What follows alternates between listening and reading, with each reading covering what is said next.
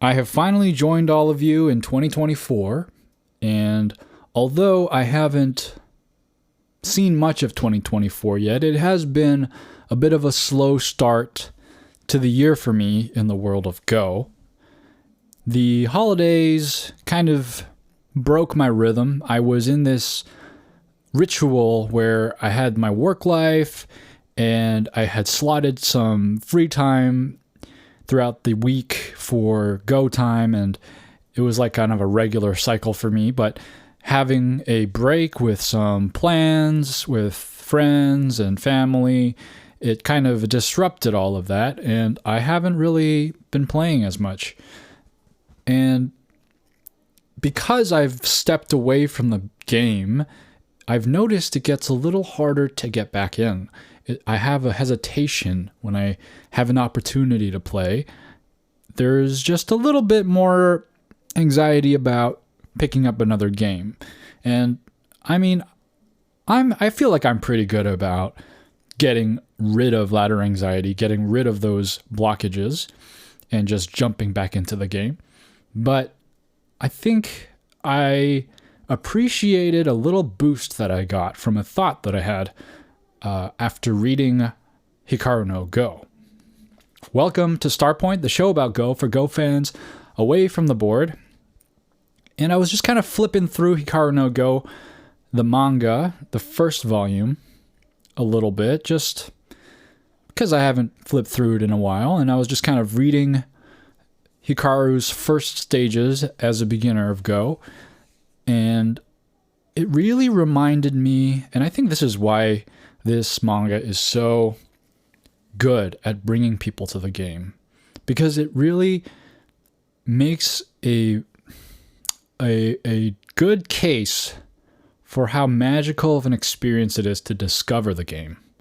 I started thinking about his moments going through, like, just being introduced to the game at first, and then becoming passionate about it eventually. And that progression, the way he saw the game. When you first see the game of Go, all you see is this grid and stones just sprinkling the board, and you have no idea what's going on. And I think there's something to that is quite magical, and that's something that expresses an endless expanse of mysteries and endless possibilities. And I think that is a very key mentality to take when you approach the game even later on as an experienced player. Let me elaborate a little bit.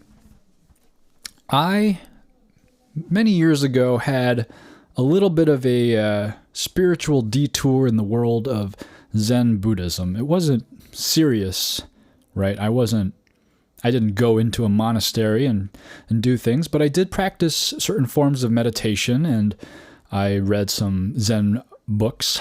And one of the things I learned about the Zen approach was to be wary of pure intellectualism.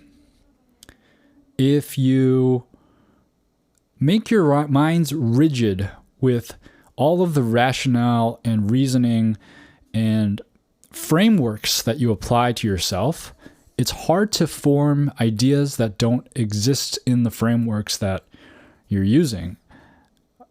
Just bear with me for a sec. You may be wondering how this relates to Go. But before I elaborate on that part, I'm going to tell you a little parable. I'm sure many of you have heard it. It's a very famous Zen parable, and it goes a little bit like this. Once upon a time, there was a wise Zen master who attracted people from faraway lands to seek his help and advice. And he would give these people advice to show them the way to enlightenment. And one day, a particular scholar came to the master for advice. And he goes to the master and says, "Master, I know that you are a great master of Zen, and I have come to ask you to teach me about Zen and everything you know." But the more the scholar talked, the more it was obvious to the Zen master that this scholar was full of opinions and knowledge. And the scholar said things like, I have studied for many years for this, and I know all the aspects of Zen, and I know all the philosophies that lead to this, and I'd love to learn more from the one who knows it the best. And he interrupted the master repeatedly with his own stories and failed to listen to what the master had to say. And the master calmly suggests, he didn't say, hey, that's not a very Buddhist master type thing to say, but he said, let us have some tea. And so the master poured his guest, the scholar, a cup. And as he was pouring the cup, he poured it until the cup was filled, but did not let it stop pouring. And it overflowed onto the table, onto the floor, and finally onto the scholar's robes. And the scholar said, stop! What are you doing? The cup is full. Can't you see? And the master says with a smile, that's right.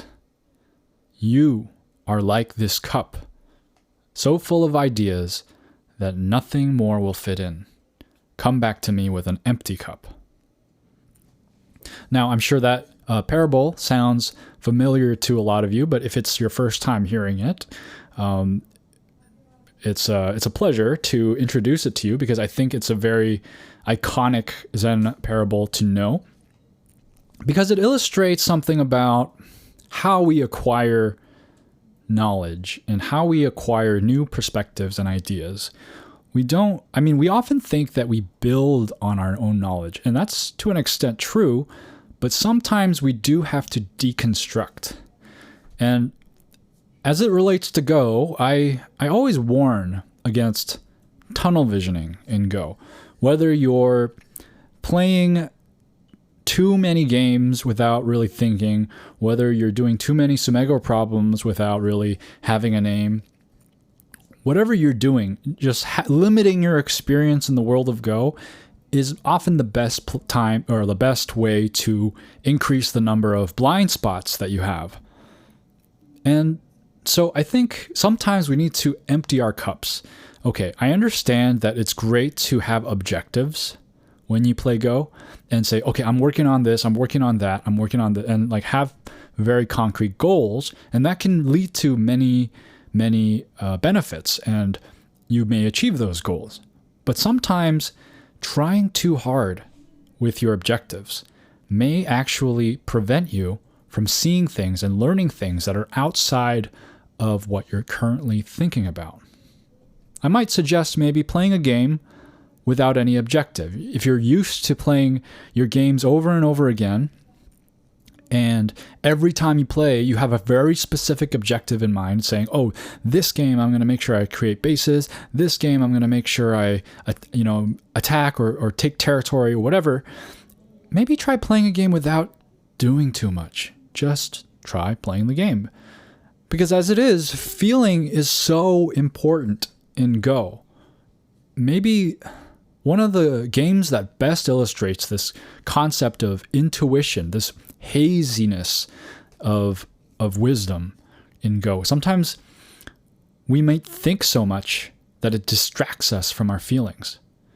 I'll give you an example of my own experience. Sometimes this happens actually quite often. I'll be playing a game and I feel something in my gut that something's wrong with my shape or that something's wrong with the situation. But my brain, I'm using my reading skills, I'm using all the skills that I have with my reasoning, and I can't find out what it is. So I trust my reasoning and I say, hey, look, if I can't find out anything wrong with the shape with my reading skills, you know what? It's probably fine. My gut's probably wrong. It looks weird. Sometimes things are weird.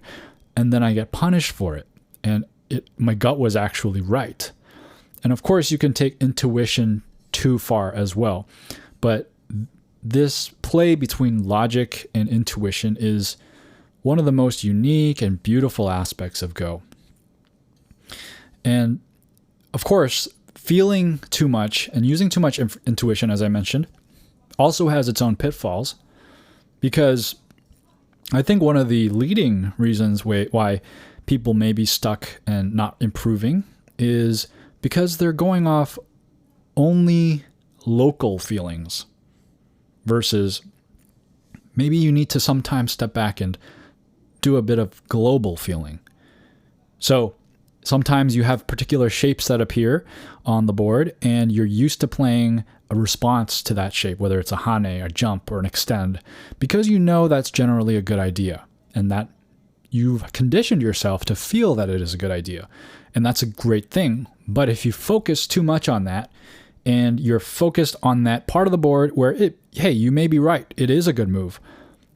Well, if you ignore the rest of the board, it may not actually be the best move. There may be much bigger moves outside of that. So enhancing your feeling and being able to zoom in and zoom out like a microscope is a skill that ties everything together between the local and global.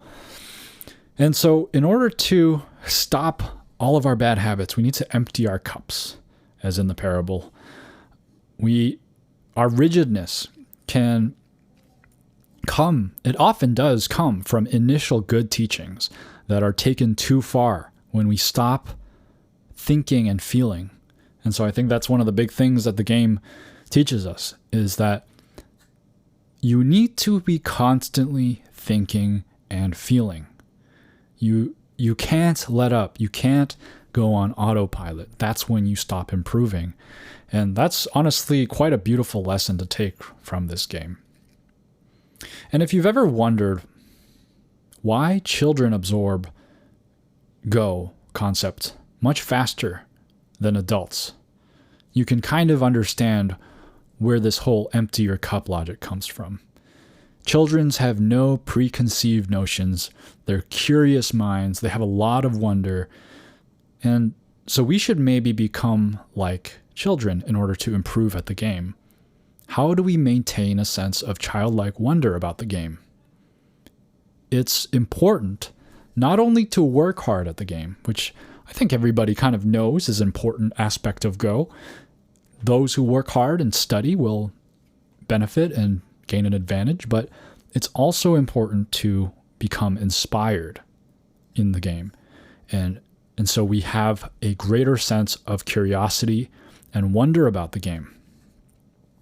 As a hobby, I write some songs and record them.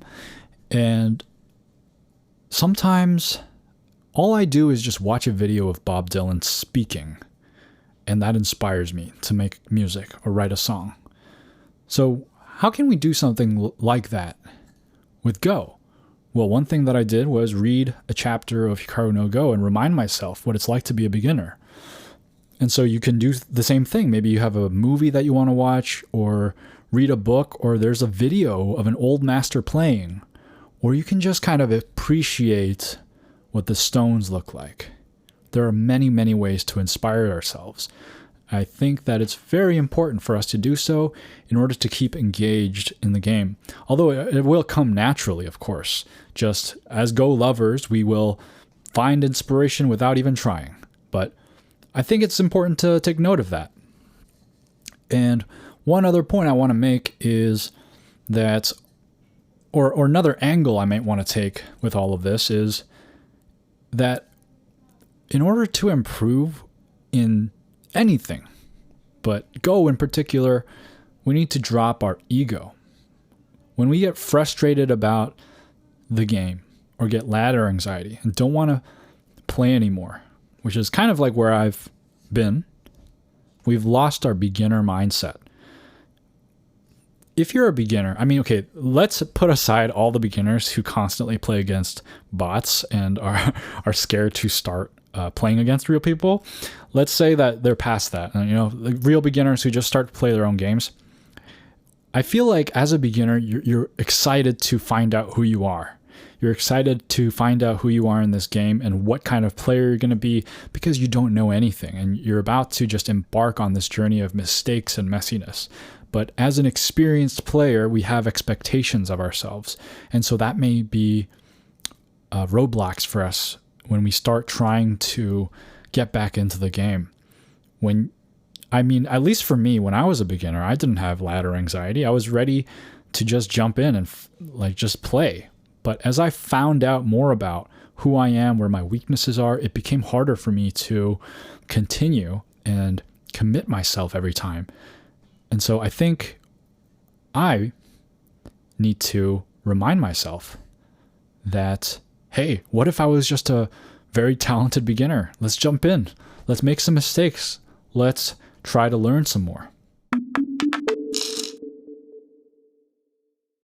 So, in an effort to try to become more like beginners at this game, let's try to think a little bit about what first brought us to the game.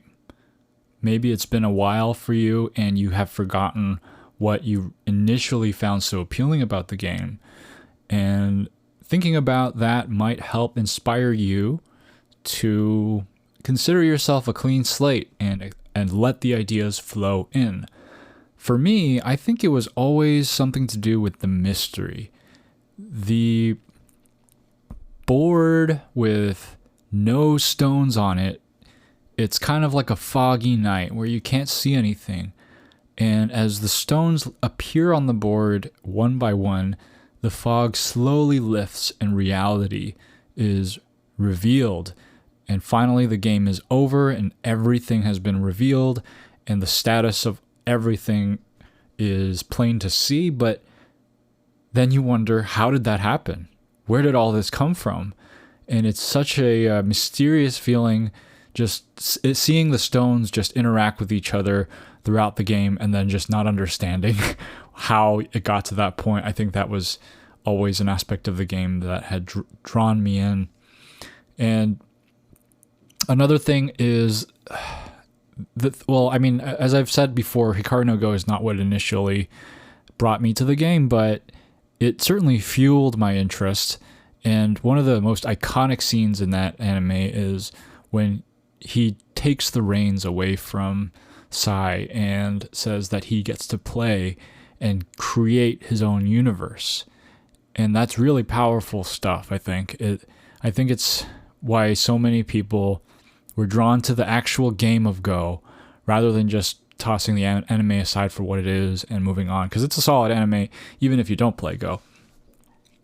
But I think they did a really good job in illustrating the draw of the game, the creative aspect of the game. That's a very unique aspect of Go, and I think it's a powerful way to think of it, to get yourself inspired about the game, to look at the board and just feel like you have agency.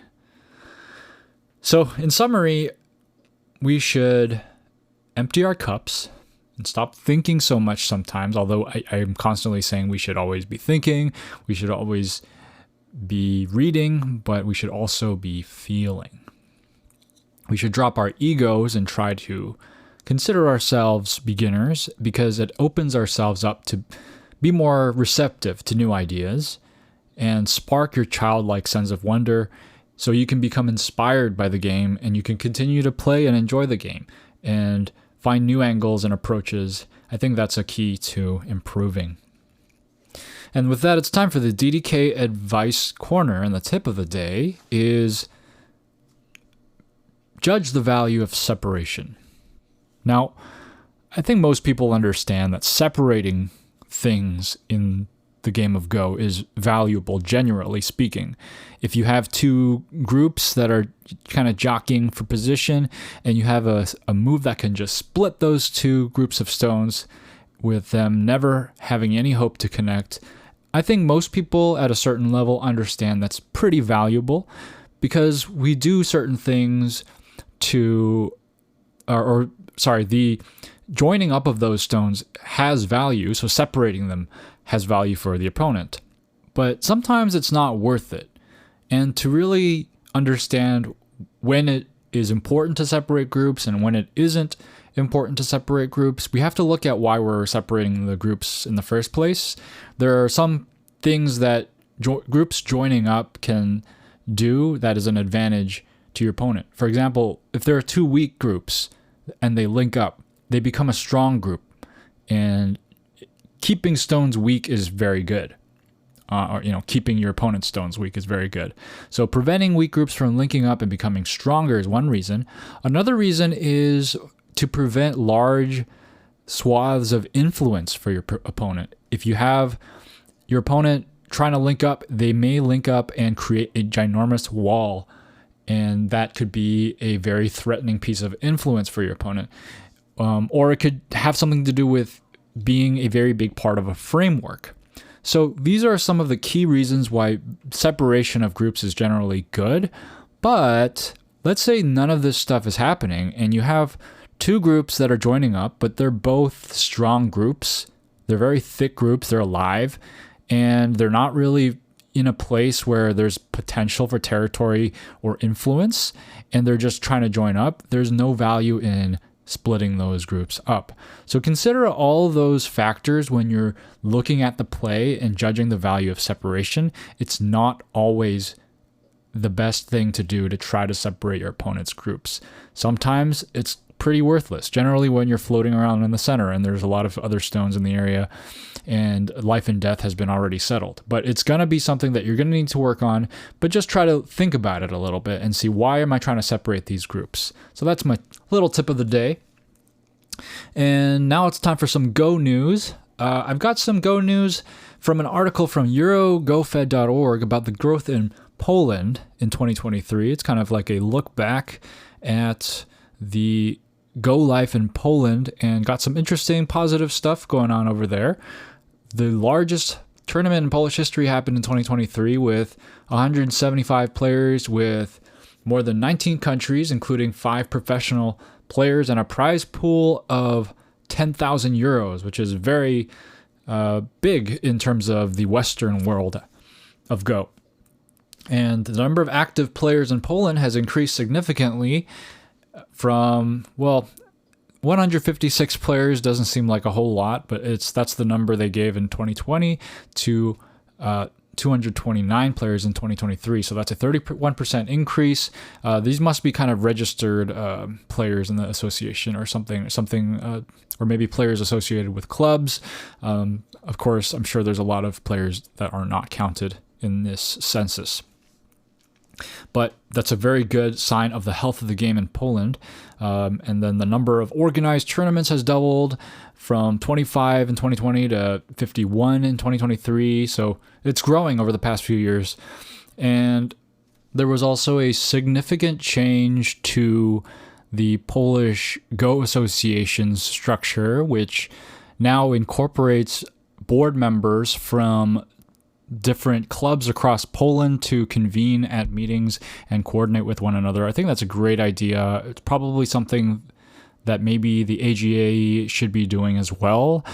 Maybe it is doing it on a certain level, but maybe a little less public. I don't see any kind of public avenues for clubs to send in representatives to any kind of AGA organized meeting or anything like that.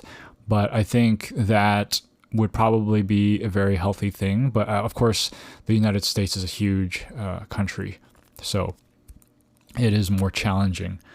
And in other news, the North American Online League Season 7 will begin January 16th, which should be about a week from now, according to the release of this episode. The league will be free to all AGA members, with league games on Tuesday evenings and reviews on Wednesdays. So if you're an AGA member, go ahead and go to the AGA website, usgo.org, to find more details about the North American Online League. So that is a new thing that they started up recently, I think in the past year or two, where there's now an online representation for the tournaments for the AGA, which is definitely something that is in the right direction for Go in the modern times. Some news on the other side of the world in Asia. Shinjinseo won basically all the big awards at a Korean Paduk awards ceremony, winning the Most Valuable Player Award, the Most Popular Player Award, the most wins, the best win rates, the most consecutive wins, and he also won the most prize money a single player has won in a single year, I think. in 2023, totaling 1.4796 billion won, which is well over $1 million US, which is not too bad of a salary for the world number one Go player. Though, if you're considering a career in Go for monetary purposes, just know that Shin Jin-seo has pretty much taken the entire pot of the winnings. The record that he beat was set by himself the previous year of 1.44 billion won, which is also over $1 million US, but he had beaten his record by about 35 million won. The M-Lily Cup finalists have been determined. In May 2024, Dang Yifei and Li Xuanhao will face each other in the finals of the M-Lily Cup. Dang Yifei had beaten Liao Yuanhe, and Li Xuanhao had defeated Liu Yuhang. And there have been some big name casualties along the road, notably in the quarterfinals. Gu Zihao fell to Dang Yifei, Tan Xiao fell to Li Xuanhao, Mi Yuting fell to Liao Yuanhe, and Shin Jin-seo lost in the top 16 bracket, Byun Sang-il lost in the top 32 bracket, and Park Jung-hwan lost in the top 64 bracket. So Korea, it had been long eliminated with their best players in this particular World Major Tournament. So keep an eye out for May 2024 for the finals. And a very happy birthday to Ri Nai Wei, the legendary female Go player, whose birthday was in December 28th and had recently just turned 60.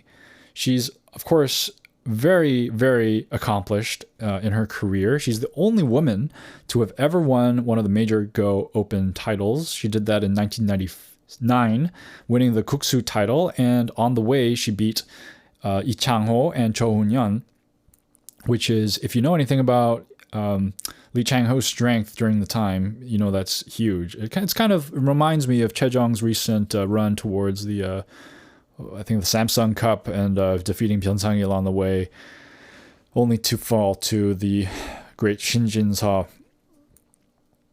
And there was a little cute picture in the article that I was reading of a little birthday cake. It's like a very, very cute cake. It's a cylindrical cake, but on the top it's like Go board colored, and then on the top there's like a grid in icing, and there's like ghost stones on the cake. It's really cute. And that was given to Ri Nai Wei by another competitor. Oh, by the way, she had just qualified for the Lanka Cup.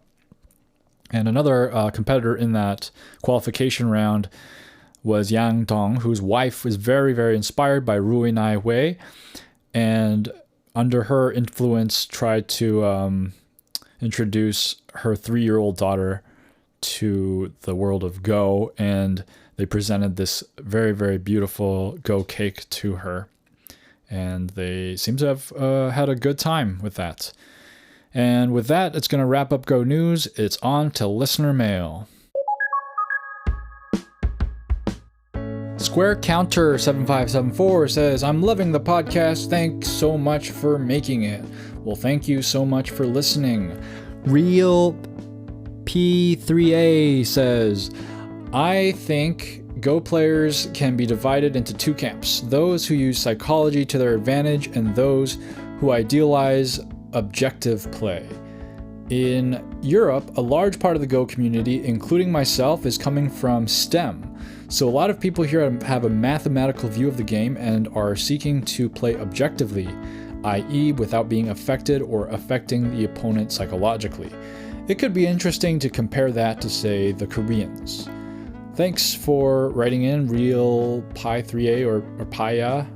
I think that's a fair assessment to divide the Go players into that. And I do notice also that a lot of people come from that kind of field, so engineering and math and things like that. But particularly what I've personally noticed is a lot of computer science people going into the game. And there's definitely a culture where you're trying to play as properly as possible. But I mean, maybe it's the Korean in me. I like to try to win, though I'm not as Korean as my dad, because one time I was playing him and I made a really bad mistake, and he was very proud of himself for beating me that game, even though it was the fact that I made a mistake that he won, which I think shows kind of like the different attitude towards winning and how you win. It's just like sometimes for some people it's just about the winning. It doesn't really matter how you played, you just need to win. Other people it's more about how you played. So I mean, it's a very interesting topic in general. Thanks for writing in.